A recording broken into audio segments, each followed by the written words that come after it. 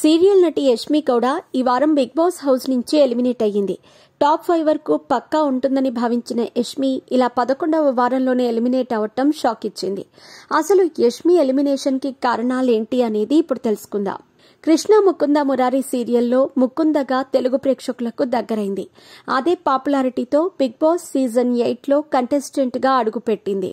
మీ pets కి grooming నుంచి birthday celebrations వరకు అన్నింటిలో మంచి ఆఫర్స్ ని మాయా టైల్స్ అండ్ ట్రయల్స్ వారు మీ ముందుకి తీసుకుని వచ్చారు. ఎక్కడో కాదు, మన బాజ్పల్లిలో. Phone number 8985555318.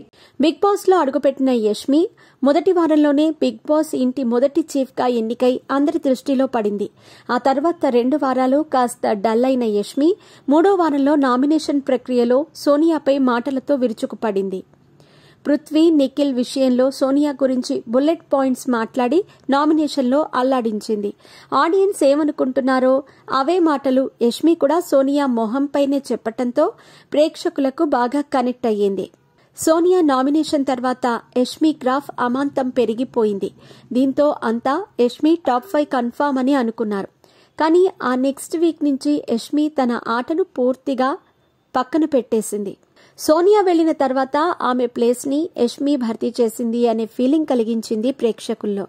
ఎంతసేపు నిఖిల్తో ఫ్రెండ్షిప్, ఫీలింగ్స్ అంటూ అక్కడికే తన ఆటను పరిమితం చేసింది. ఇదే ఈరోజు ఈమె ఎలిమినేషన్ కి కారణమని యష్మి ఫ్యాన్స్ అనుకుంటున్నారు.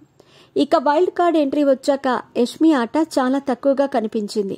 అంతేకాదు, కొన్ని సందర్భాల్లో ఆమె మాటలు ఫ్లిప్ చేసిన విధానం, నిఖిల్ ఇష్యూ ఆమెకు ప్రేక్షకుల్లో కొంత నెగటివిటీ తీసుకొచ్చిందని టాక్. ఇది కూడా యష్మి ఎలిమినేషన్ కి ఒక కారణం.